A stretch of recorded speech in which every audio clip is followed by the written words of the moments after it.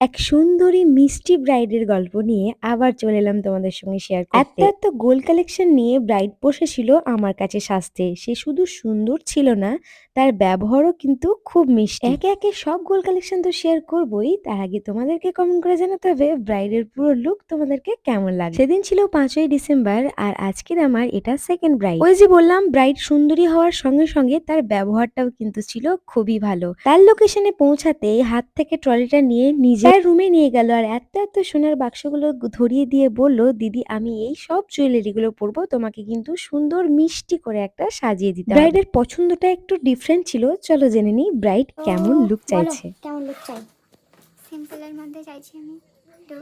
আর তুই যেটা প্রথমে বললে যে কোনো ব্যাক কম যেন না হয়, না যেন না থাকবে না, মেসি বানের উপর মেসি না না মেসি থাকবে না, এমনি সিম্পল সিম্পল এরকম তুমি যেমন করে পরে আছো তেমন। জাস্ট ক্রিম্পিং থাকবে দিয়ে যেরকম আর কি ফোলান ফেলে ওরকমই থাকবে। এর বাইরে কিছু না না? না আচ্ছা, আই মেকআপ? আই মেকআপ যেরকম আগে হয়েছিল সেরকমই চাইছি। আচ্ছা, ভালো হয়েছিল, thank you so much. Glowing glowing glow তো অবভিয়াসলি হবে। হুম। তুমি নিউডের মধ্যে যেন গ্লো থাকে। হুম হুম আর আমি যেটা বলছিলাম যে তোমার মেহেন্দি বৃদ্ধি হালদি যে প্রসেসে দারুণ যেমন হয়েছে। মেকআপ ছিল, ভালো কি বলেছিল সবাই? দারুণ হয়েছে ভালো হয়েছিল, দারুণ। Thank you so much. চলো এবার তোমার ফাইনাল লুক। একটু ঘামিনি আমি, তাহলে একটু রোদে তো কতক্ষণ শুট করেছি, মানে তাও ঘেমেছো, মেকআপ নষ্ট হয়নি তাই তো? সেটাই মানে কথাটা একই আর কি। একই কি করে হলো? ঘামেনি বলছে, মানে ঘেমেছো, মেকআপ কিছু হয়নি, কিছু মেকআপ হয়নি। সুন্দর ছিল। হুম। এই যে ওড়না দিয়ে একটা ভিডিও, এটা কিন্তু আমার ব্রাইডের ড্রিম ছিল।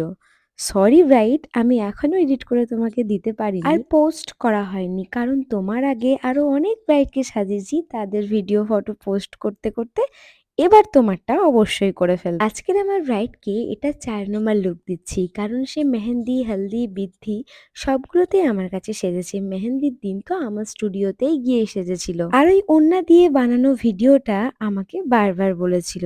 তাহলে ব্রাইডের ড্রিম তো ফুলফিল করতেই হয়। আজকে আমি এসেছি কালিকাপুর, প্রথমবার এই লোকেশনে আলাদা করে বলতে হয় ব্রাইডের ফ্যামিলি, ব্রাইডের মা বাবার বিহেভিয়ার তো অসাধারণ। কারণ বারবার আমাকে খাওয়ার জন্য বলা, আমি ঠিক মতো বাড়ি পৌঁছেছি কিনা, ঠিক মতো এসছি কিনা, সমস্ত দিকে এত ব্যস্ততার মধ্যেও তার বাবা কিন্তু খুব খেয়াল রেখেছে। সবথেকে অবাক লেগেছে সাজিয়ে যখন ফিরে বাড়ি যাচ্ছি, তখন আমার গাড়ির কাছে গিয়ে বলে, মা তুমি খেলে না, খুব খারাপ লাগলো। বিশ্বাস করে এভাবে ফিরিয়ে দিতে খুব খারাপ লাগে, কিন্তু কোনো ব্রাইডের বাড়িতে খাওয়াটাও আমার খুব একটা ভালো দেখায় না বা আমি পারি না। এদিকে সাজানো তো কমপ্লিট, এবার একে একে জুয়েলারি পরাবো। আর এই জুয়েলারি গুলো দেখে আমার একটা কথা বারবার মনে পড়ছিল, একটা বাবার সারা জীবনের অক্লান্ত পরিশ্রম রয়েছে এই এক একটা জুয়েলারিতে। কারণ প্রত্যেকটা মেয়ের বাবারা সব সময় চায়